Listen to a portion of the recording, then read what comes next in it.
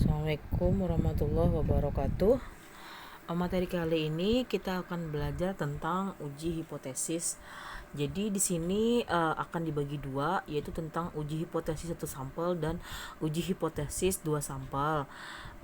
Hipotesis sendiri itu adalah pernyataan yang perlu diuji kebenarannya. Jadi kayak kalau misalnya kita ingin melihat sesuatu, kalau misalnya ingin melihat suatu fenomena pada populasi, maka kita harus bikin statement sebagai dugaan awal apakah fenomena yang kita lihat itu memang terbukti atau tidak, untuk dijadikan kesimpulan terhadap apa yang kita amati.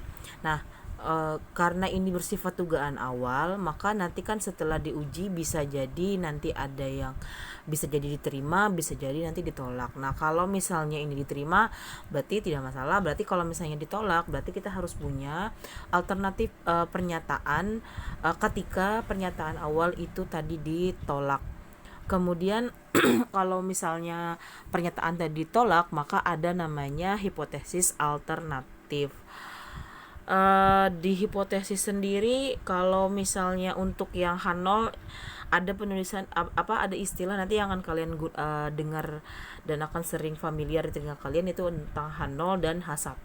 H0 tadi adalah pernyataan awal atau dugaan awal, kemudian H1 adalah pernyataan alternatif. Jadi alternatif dari H0 itu tadi, dari dugaan awal itu tadi, ketika nanti dugaan awalnya itu tidak diterima gitu. Nah, berdasarkan hasil uji statistik dan lain-lain gitu. Kemudian di sini untuk hipotesis sendiri ada hipotesis dua arah, ada hipotesis satu arah. Hipotesis satu arah yang bagian sini ini adalah lower tail test, kemudian di sini adalah upper tail test. Untuk lebih lengkapnya nanti setelah ini akan dijelaskan pada bagiannya sendiri. Kemudian di dalam pengujian hipotesis itu nanti kita memerlukan yang namanya taraf nyata atau alfa, di mana alfa nilainya adalah 1 dikurang C yaitu adalah tingkat kepercayaan. Karena dalam statistik itu kan, apalagi untuk uji hipotesis itu yang kita gunakan adalah sampel. Jadi karena yang kita gunakan adalah sampel, maka tidak ada kepercayaan itu yang mencapai 100%. Jadi paling tinggi hanya 99%, sedangkan 1%-nya adalah taraf nyata. Kalau misalnya aku bisa bilang 1% itu adalah seperti error yang ditoleransi gitu. Nah, karena kan dalam hal pengambilan data itu banyak sekali faktor yang mempengaruhi nanti yang bisa menyebabkan data itu mungkin ada error-error sedikit gitu. Nah, makanya ada toleransinya, itu berupa taraf nyata itu tadi. Kemudian biasanya di dalam proses penelitian pengambilan data atau misalnya nanti kesimpulan. Nah, nanti sebelum kita memulai semuanya kan kita tentukan dulu tuh berapa taraf data yang akan digunakan. Nah, biasanya kalau untuk eksak itu mengambil 1% untuk alfanya tadi, kemudian untuk pertanian dan ekonomi itu ada 5% dan ilmu sosial 10%. Nah, biasanya kalau aku sih rekomendasi ketika mengambil berapa alfa yang digunakan, maka ambil saja dulu standarnya segini. Nanti kalau misalnya memang ada sesuatu, bisa jadi nanti bisa ambil paling tinggi ya 10% lah, tapi jangan terlalu melebihi 10% supaya nanti tingkat kepercayaannya tetap 90% gitu. Nah, paling kadang kan 90%. Kemudian setelah menentukan alfanya tadi, maka ditentukan adalah bagaimana menentukan uji statistik. Nah, uji statistik itu sendiri, kalau untuk satu sampel, kalau ukuran sampelnya besar, maka yang digunakan adalah rumusnya yang uji Z. Untuk uji Z sendiri itu ada rumusnya kan, yang ini ada SX. Nah, SX kalau tau diketahui maka menggunakan tau yang seperti ini untuk SX-nya. Kemudian kalau tau tidak diketahui maka yang digunakan adalah S, atau itu adalah standar deviasi sampel. Kemudian jika sampelnya berukuran kecil atau kurang dari 30, maka yang digunakan adalah nih rumus T atau uji T. Lalu otomatis kan tidak perlu lagi untuk tahu diketahui atau tahu tidak diketahui. Jadi karena menggunakan T, maka untuk yang SX tadi itu langsung saja ditulis S per akar N. Kemudian karena menggunakan T, maka kita perlu yang namanya DF, karena nanti DF itu DF bisa digunakan untuk menentukan T alfa atau T tabel. Nah, selain ada DF juga ada alfa sebenarnya. Lalu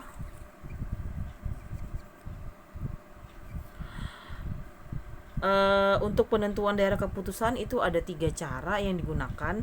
Yang pertama nanti menggunakan nilai kritis. Nilai kritis itu nanti T alfa, T tabel dan Z tabel. Kemudian itu nanti ada yang kedua p value. Nanti kalau p value itu rekomendasinya kalau untuk yang menggunakan Z.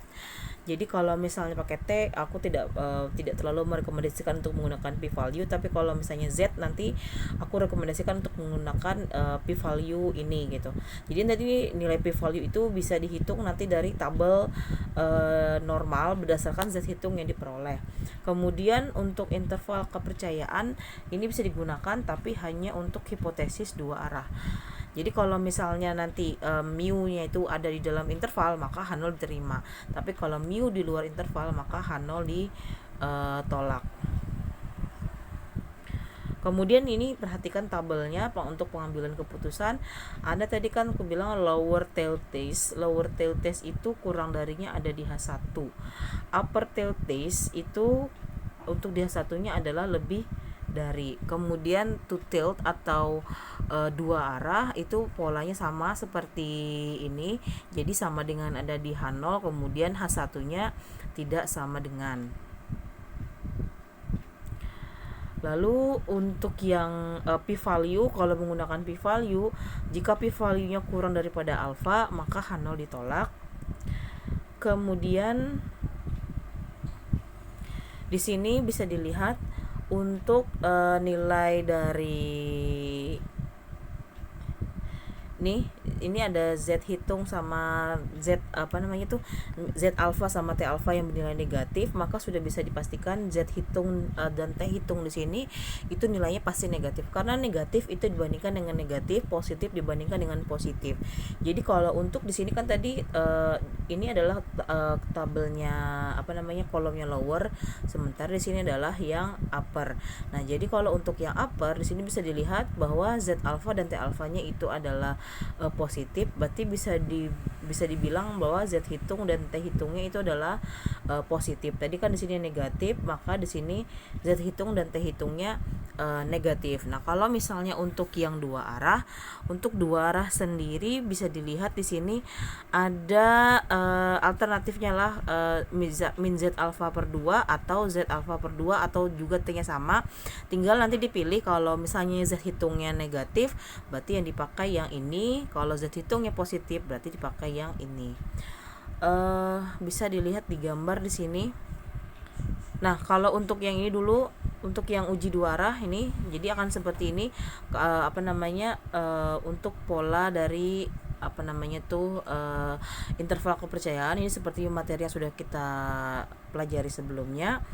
Kemudian, nah untuk yang gambarnya sendiri, kalau lower tail test itu arsiran alfanya itu ada di sebelah sini daerah alfanya. Kalau upper tail test daerah alfanya ada di sebelah sini. Nah, seperti yang pernah aku berkali-kali jelaskan tentang kurva normal. Kurva normal sendiri itu kan sifatnya adalah dia adalah seperti lonceng, di mana di sini ada sumbu simetrinya itu di 0. Nah, dan ini membagi dua daerah yang di sebelah kiri dan di sebelah kanan itu sama besar. Jadi kalau misalnya di sini kan luas daerahnya adalah 1, luas daerah yang ini adalah 1. Jadi karena dia dibagi 2, maka sebelah sini adalah setengah, kemudian sebelah sini juga adalah setengah. Nah,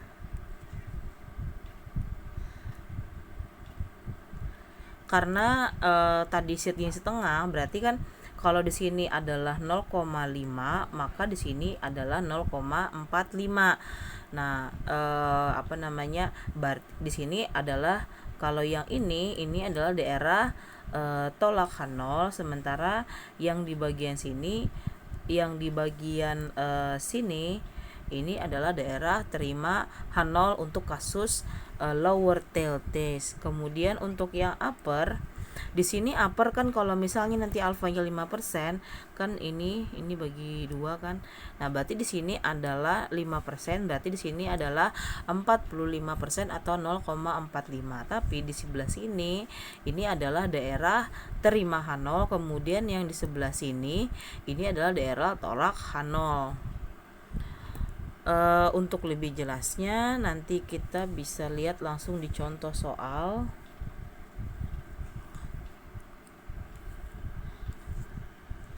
Nah, di sini yang perlu kalian ketahui adalah identifikasi dulu mana yang mu, mana yang apakah taunya diketahui atau tidak, terus yang mana x bar, yang mana nanti s, yang mana nanti itu adalah jumlah sampel. Nah, di sini kelihatan untuk yang 8 kg itu merupakan rata-rata dari kekuatan jenis batang pancing sintetik. Berarti 8 ini adalah mu, kemudian yang 0, ini adalah tau, karena ini langsung nyambung lah dengan yang mu yang sebelah sini, yang di sebelah sini tadi.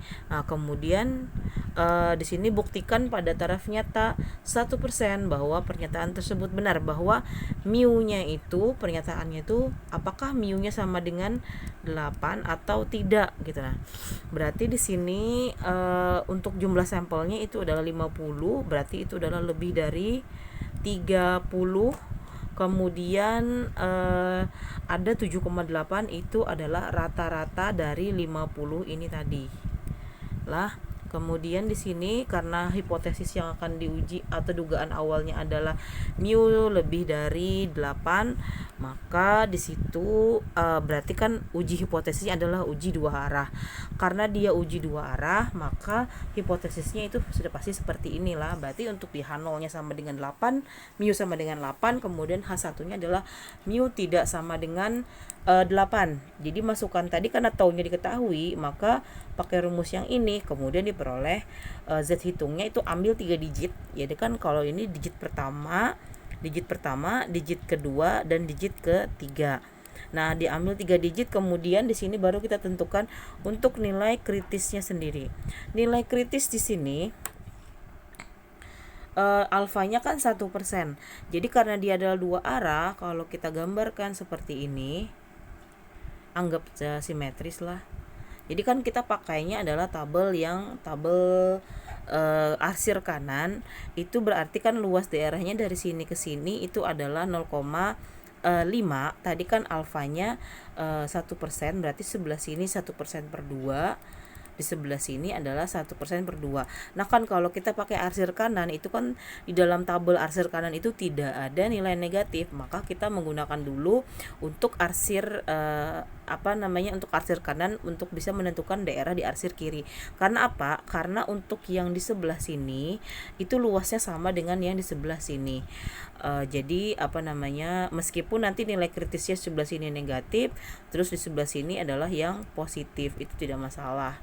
Kemudian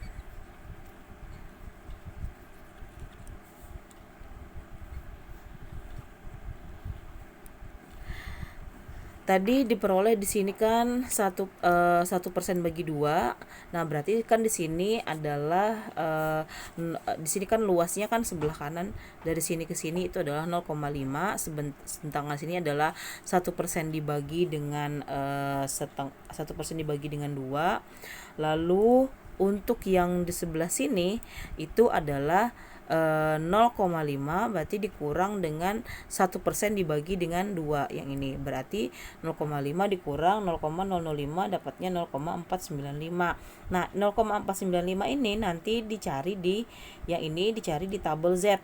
Nah, tabel Z nanti dapatnya 2,575. Kenapa jadi 2,575? Harusnya kan 2,57 dan 2,58. Nah, berarti silakan kalian lihat nanti bagaimana caranya menentukan nilai Z nilai Z tabel nanti pada video menentukan nilai Z tabel.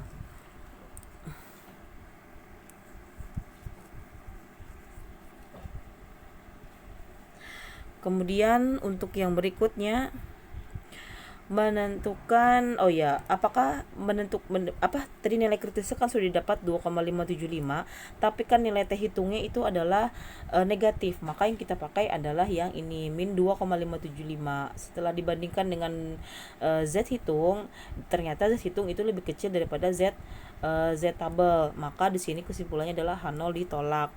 Nah, kalau misalnya kita ingin menggunakan p-value, bagaimana cara menentukan kesimpulannya, apakah juga H0 ditolak atau tidak. Nah, di sini kita peroleh min 2,83 itu adalah nilai Z hitung.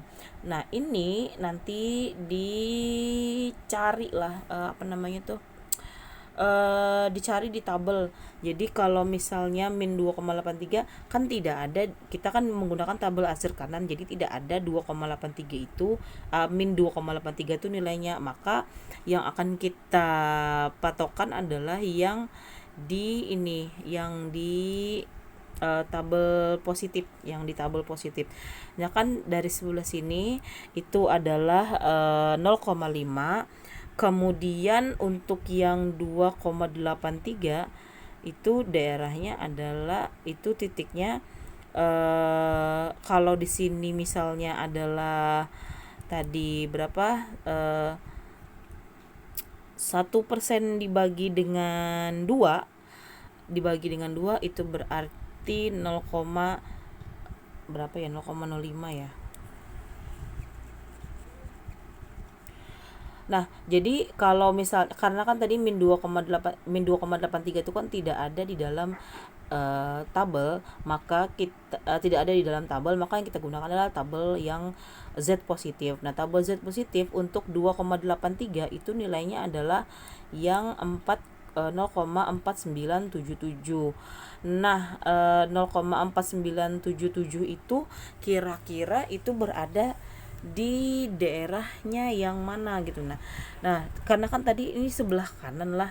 Jadi kalau di sebelah kanan berarti 0,5 itu dikurang dengan 0,4977. Makanya di sini kalau misalnya alfanya tadi adalah 0,01, maka yang yang untuk yang ini itu berada di daerah tolak H0. Jadi kalau yang ngomong di sini itu tidak ngomong lagi masalah satu arah atau dua arah, yang jelas kan tadi kalau dilihat di tabel p-value dia kurang dari sama dengan alfa lah. Jadi kalau misalnya di sini 2,83, kalau di sini adalah 1%, di sini adalah 1%, kemudian di sebelah sini adalah 0,5, lalu untuk yang 0,4977 misalnya berada di daerah yang ini, maka sudah otomatis yang kita carikan adalah daerahnya yang ini. Nah, ini daerahnya berarti 0,5 dikurang dengan 0,4977, maka yang di bagian sini itu bisa didapatkan hasilnya adalah 0,0023, dan ini dibandingkan dengan alfa. Kalau dia lebih kecil daripada alfa, maka di sini kesimpulannya adalah H0 ditolak. Kemudian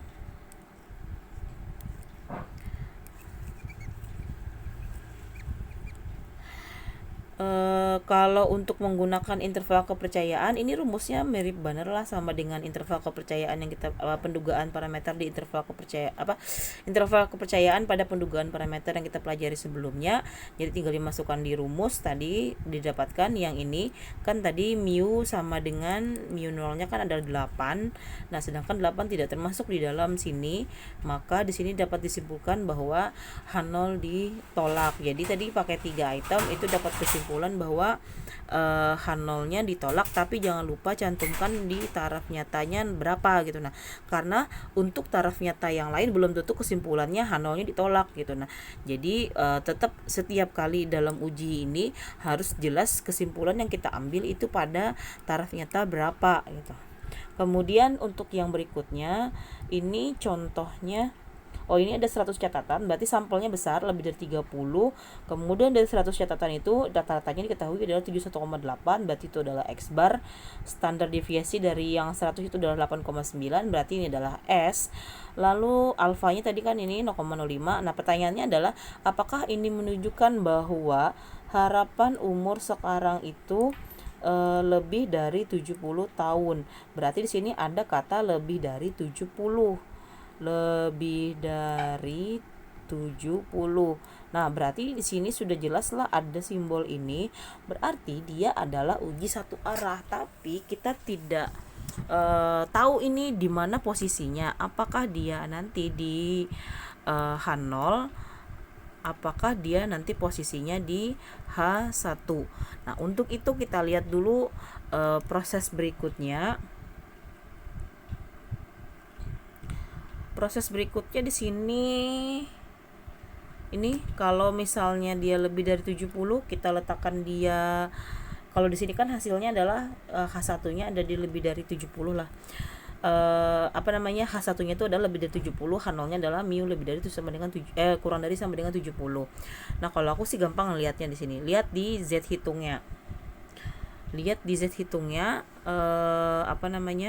Bagaimana nilainya, apakah dia positif atau negatif. Nah, ternyata di sini dapatnya adalah nilainya positif. Nah, ingat tadi kalau negatif nilai Z hitung dan T hitung itu negatif, maka dia adalah lower. Jadi nanti kalian lihat kalau posisi lower lebih dari ada di H0, kurang dari ada di H1. Tapi kalau misalnya Z hitungnya ini adalah positif, berarti dia adalah upper. Untuk H0 itu nanti tanda yang dipakai adalah kurang dari, sementara untuk yang H1 itu adalah lebih dari. Makanya di sini untuk yang hipotesisnya dituliskan kan lebih dari 70 itu ada di H1. Nah, lalu di sini tinggal kita bisa tentukan pakai titik kritis. Untuk menentukan kesimpulan. Jadi karena ujinya cuma satu arah, maka kan yang alfanya tidak perlu dibagi dengan 2. Jadi alfanya tetap 0,05. Berarti kita tadi ingat kenapa jadi memakai yang ini, karena kan kita tidak menggunakan tabel yang arsir kiri, jadi kita gunakan adalah tabel arsir kanan untuk menentukan berapa sih luas daerah yang tidak diarsir di luar dari 0,05. Jadi posisinya 0,05 itu kan kalau berdasarkan gambar tuh harusnya ada di sini. Ini 0,05. Nah, kalau di sini adalah sumbu simetri, berarti yang kita cari adalah daerahnya yang ini.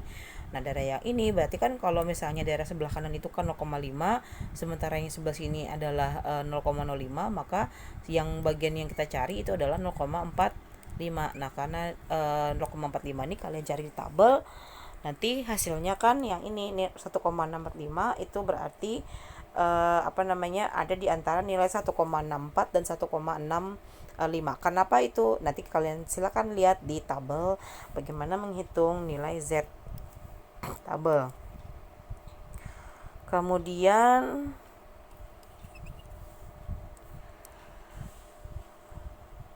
di sini didapat karena kan tadi Z hitungnya positif lah, berarti kan di sini Z hitung lebih dari sama Z tabelnya juga pasti yang diambil dari yang positif.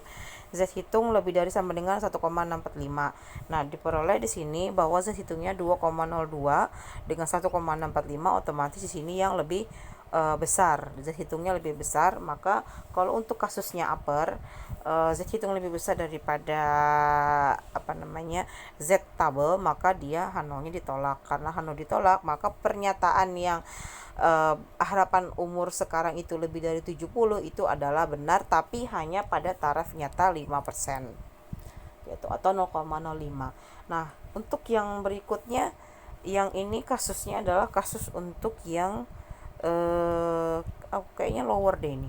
Jadi di sini ada waktu rata-rata yang diperlukan para mahasiswa untuk mendaftarkan diri pada semester ganjil di suatu perguruan tinggi. Ini adalah mu, yang 50-nya ini adalah mu, kemudian ini adalah tau 10 menit, suatu prosedur. Jadi dipilih di sini adalah sampel acaknya 12, berarti ini jumlah sampelnya kurang dari 30, berarti ini adalah kategori sampel kecil, berarti nanti yang akan dipakai adalah uji T. Kemudian dari 12 ini diperoleh rata-ratanya 42, standar deviasinya adalah 11,9. Di sini juga rata-rata ingin diuji apakah rata-rata ujinya adalah yang ingin diuji di sini adalah rata-rata populasinya sekarang itu apakah kurang dari 50. Jadi yang ingin diuji adalah apakah mu kurang dari 50. Nah, ini mu kurang dari 50 ini apakah dia berada di H0 atau berada di H1. Untuk di sini ada dua pengujian, yaitu menggunakan yang taraf nyatanya 5% dan taraf nyatanya 1%. Lalu tadi sampelnya kecil, berarti yang dipakai kan tetap yang digunakan adalah uji T. Kemudian di sini kita lihat apakah yang mu kurang dari 50 itu letaknya apakah di H0 atau di H1. Di sini bisa dilihat bahwa nilai T hitungnya itu adalah negatif. Nah, kalau nilai T hitung negatif tadi itu masuk di kategori nanti di lower tail test. Kalau lower tail test mu kurang dari 50 itu berada di H1, berarti H0-nya adalah mu lebih dari sama dengan 50 sesuai dengan yang tertulis di sini. Kemudian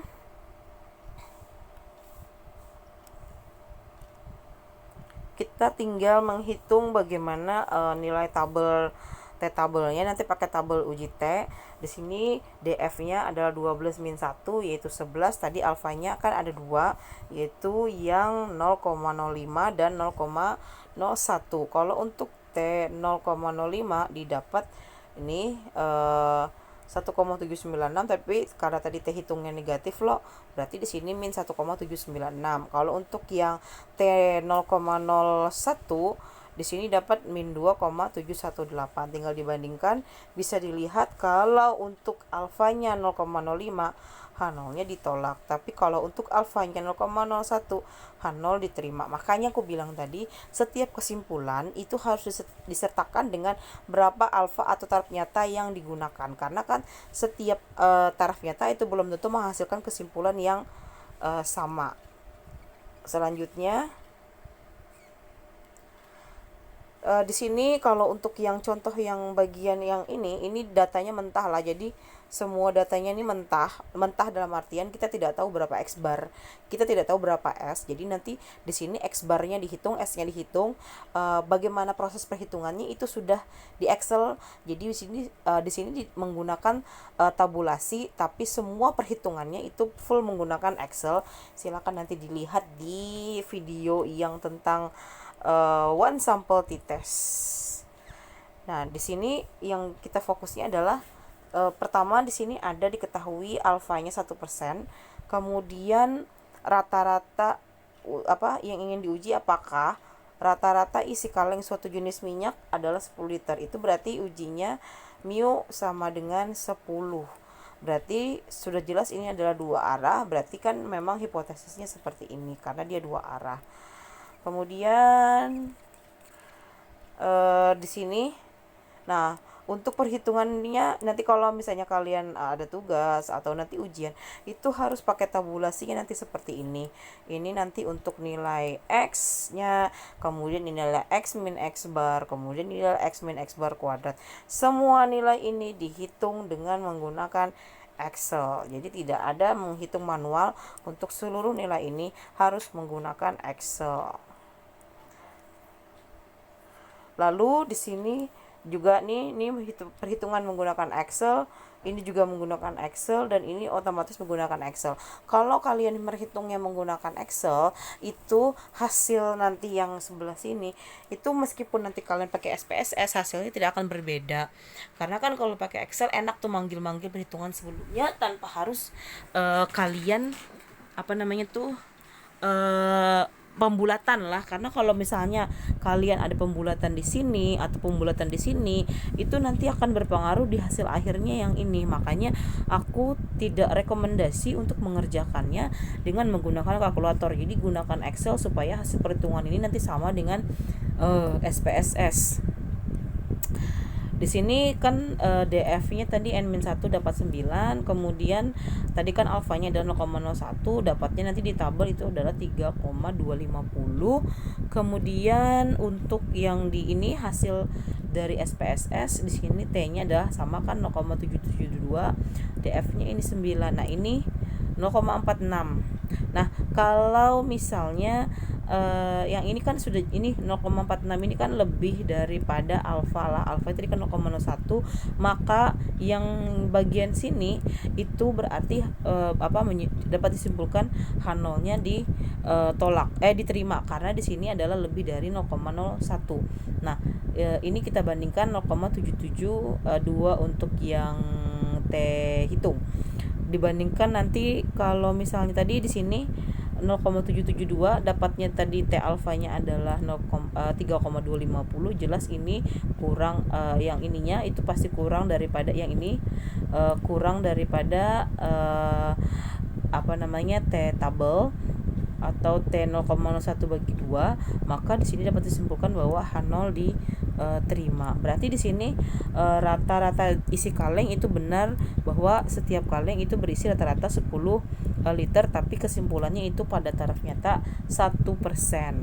Nah, di bagian ini silahkan kalian baca, di sini aku ada bikin tips-tips untuk merumuskan hipotesis dalam simbol matematik. Jadi silahkan kalian baca bagaimana cara merumuskannya, karena kan kalau untuk hipotesis ini memang hati-hatilah, salah hipotesis maka salah kesimpulan, kalau salah perhitungan juga salah kesimpulan. Jadi baik dari segi hipotesisnya, baik dari segi perhitungan dan uji statistik yang digunakan, baik kesimpulan, itu semuanya adalah item yang tidak bisa dipisahkan dalam perhitungan uji hipotesis. Lalu di sini untuk uji hipotesis 2 sampel akan kita bahas di video selanjutnya. Saya salah hilaf mohon maaf. Saya ucapkan terima kasih. Assalamualaikum warahmatullahi wabarakatuh.